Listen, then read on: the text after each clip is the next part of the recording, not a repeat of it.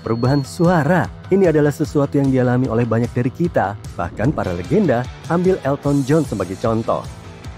Dia masih memukau banyak orang dengan penampilan langsungnya, tetapi siapapun yang mengikuti karir musiknya tahu bahwa suaranya telah mengalami beberapa perubahan selama bertahun-tahun. Kita tidak hanya berbicara tentang operasi yang dilakukannya pada tahun 80-an, tetapi juga evolusi alami pita suaranya. Lalu bagaimana cara kerja sistem pita suara? Ketika udara melewati pita suaramu, pita suara akan bergetar dan menghasilkan suara.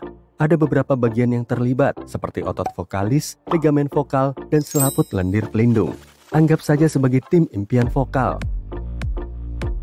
Mari kita cermati zona perubahan utama pada vokal. Keajaiban masa puber. Ini adalah masa yang penuh kejutan dengan retakan dan derit yang tidak terduga dalam suara. Tapi itu semua adalah bagian dari proses. Hormon mulai mendatangkan malapetaka pada suaramu selama masa ini. Selama masa remaja, tubuhmu mengalami beberapa perubahan besar. Suaramu pun ikut mengalami perubahan. Pada anak laki-laki, hal ini terjadi antara usia 12 hingga 16 tahun. Dan pada anak perempuan, antara usia 10 hingga 14 tahun. Sebelum masa pubertas, kotak suaramu yang juga dikenal sebagai laring berada di bagian atas leher. Namun saat kamu melewati masa pubertas, kotak suara mulai tumbuh dan bergerak ke bawah. Pita suaramu juga ikut beraksi. Pita suaramu menebal dan membesar, menciptakan perubahan suara yang terkenal itu. Mari kita maju sedikit ke masa dewasa. Seiring bertambahnya usia, suara kita dapat berubah sekali lagi. Tetapi ini bukanlah pengalaman yang universal. Bahkan setelah masa puber, hormon masih dapat mengacaukan suaramu. Perubahan besar kedua pada suara kita terjadi ketika kita bertambah tua. Mekanisme vokal kita ikut menua bersama kita.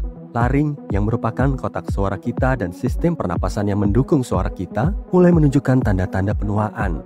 Sendi-sendi laring menjadi lebih kaku, dan otot-otot, ligamen, dan jaringan pendukungnya, mereka mulai kehilangan elastisitasnya.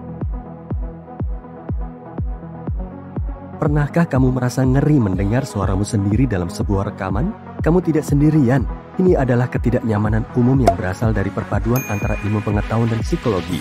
Ketika kamu mendengarkan rekaman, suara bergerak melalui udara dan mencapai telingamu melalui konduksi udara. Suara tersebut melewati gendang telinga dan tulang-tulang telinga yang kecil dan akhirnya menstimulasi saraf yang mengirimkan sinyal ke otakmu. Tapi inilah masalahnya, ketika kamu berbicara, suaramu mencapai telinga bagian dalam dengan cara yang berbeda.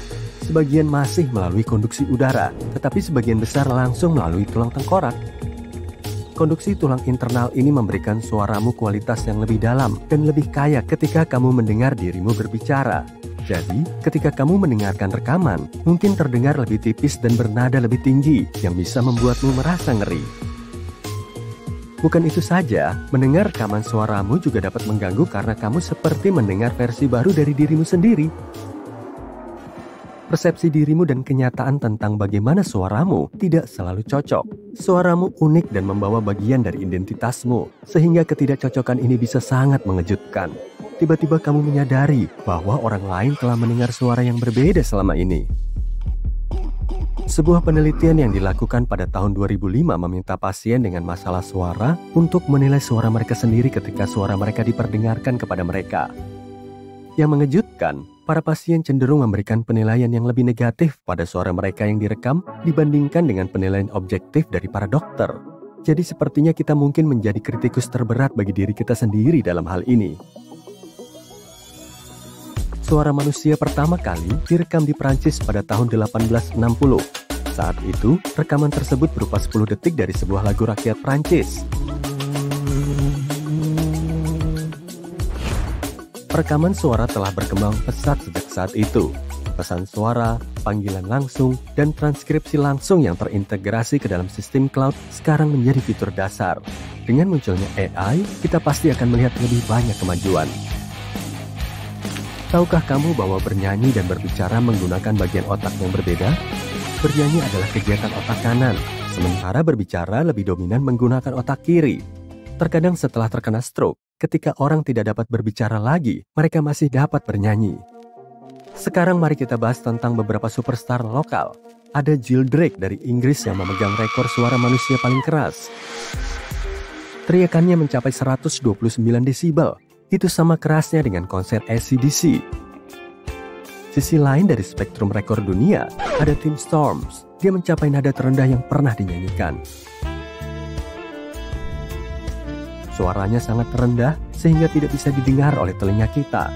Untuk menangkapnya, para spesialis membutuhkan mikrofon khusus. Tim juga memiliki rentang vokal yang luar biasa, 10 oktav. Apakah kamu pernah mengalami radang tenggorokan dan mencoba melindungi suaramu dengan berbisik? Ternyata itu bukan ide yang terbaik. Ahli THT, dokter ahli yang berspesialisasi dalam masalah telinga, hidung, dan tenggorokan, mengatakan bahwa berbisik sebenarnya dapat berdampak lebih buruk bagi pita suaramu daripada berbicara biasa. Tapi tunggu sebentar. Robert P. Satalov, seorang ahli THT yang sangat pintar yang juga seorang penyanyi opera, memutuskan untuk menguji teori bisikan ini. Dia mengumpulkan tim ahli dan merekrut 100 orang untuk menjadi bagian dari penelitiannya. Mereka menempelkan cakupan serat optik ke tenggorokan mereka dan para peserta menghitung dari 1 sampai 10. Pertama menggunakan suara normal mereka dan kemudian berbisik. Coba tebak apa yang mereka temukan. Pada 69 subjek, berbisik justru membuat pita suara mereka lebih tegang. Seolah-olah mereka meremas pita suara mereka lebih kencang untuk menghasilkan suara yang lebih pelan, yang ternyata lebih traumatis bagi suara mereka. 18 subjek tidak menunjukkan perubahan, dan untungnya bagi yang lain, berbisik lebih mudah dilakukan pada pita suara mereka. Jadi alih-alih berbisik, jika kamu perlu berbicara dengan seseorang di sebelahmu, tanpa semua orang di ruangan itu mendengar percakapanmu, mungkin kamu bisa mengirim pesan teks kepada orang tersebut. Sekarang berbicara tentang melindungi suara. Jangan khawatir, ada beberapa cara untuk menjaga pita suaramu tetap dalam kondisi prima meskipun usiamu bertambah. Gaya hidup berperan dalam semua ini. Jadi mungkin inilah saatnya untuk mempertimbangkan kembali beberapa kebiasaan. Bernyanyi atau membaca dengan suara keras setiap hari dapat memberikan pita suaramu latihan yang dibutuhkan untuk memperlambat proses penuaan. Oh, dan jangan lupakan pentingnya hidrasi. Dan pelankan suaramu jika kamu sedang bermain video game atau olahraga. Hati-hati dengan teriakan dan jeritan yang keras. Hal ini bisa membuat suaramu tegang dan mengacaukan segalanya. Jika kamu harus berteriak, buatlah teriakan yang pendek dan manis. Lakukan pemanasan. Sebelum kamu pergi untuk mengajar, berbicara, atau bernyanyi, lakukan peregangan pada otot-otot leher dan bahumu. Dan jangan lupa untuk bersenandung atau bermain-main dengan suara yang berbeda dari rendah ke tinggi. Santai saja ketika kamu sedang tidak enak badan. Jika kamu serak karena pilek atau flu, jangan memaksakan diri. Tahan keinginan untuk berdehem. Ketika kamu mengalami pilek atau flu, jangan terus-terusan berdehem. Teguklah air putih atau minumlah obat batuk yang menenangkan. Terakhir, berbagi waktu bicara. Jika kamu telah mengobrol sepanjang hari karena pekerjaan, biarkan orang lain yang berbicara untuk sementara waktu. Istirahatkan pita suaramu. Mereka akan sangat menghargainya. Ingat, masih ada harapan untuk suara kita yang menua. Jika kamu mengalami masalah suara, sebaiknya temui spesialis suara, seseorang yang mengetahui seluk-beluk vokal. Mereka akan memeriksa pita suaramu dan melakukan pengobatan. Kamu mungkin akan diberi resep terapi rehabilitasi suara dengan latihan harian untuk memperkuat suaramu. Atau mungkin kamu memerlukan bedah mikropita suara untuk mengatasi lesi yang mengganggu. Dan hey, jika pita suaramu perlu sedikit penambahan, injeksi pita suara mungkin bisa membantu. Mereka akan memberikan sedikit dorongan pada suaramu. Oh, dan tahukah kamu bahwa suaramu itu unik? Sama seperti sidik jarimu, suaramu hanya ada satu. Tidak ada orang lain di planet ini yang terdengar persis sepertimu. Jangan pernah lupa bahwa kamu istimewa.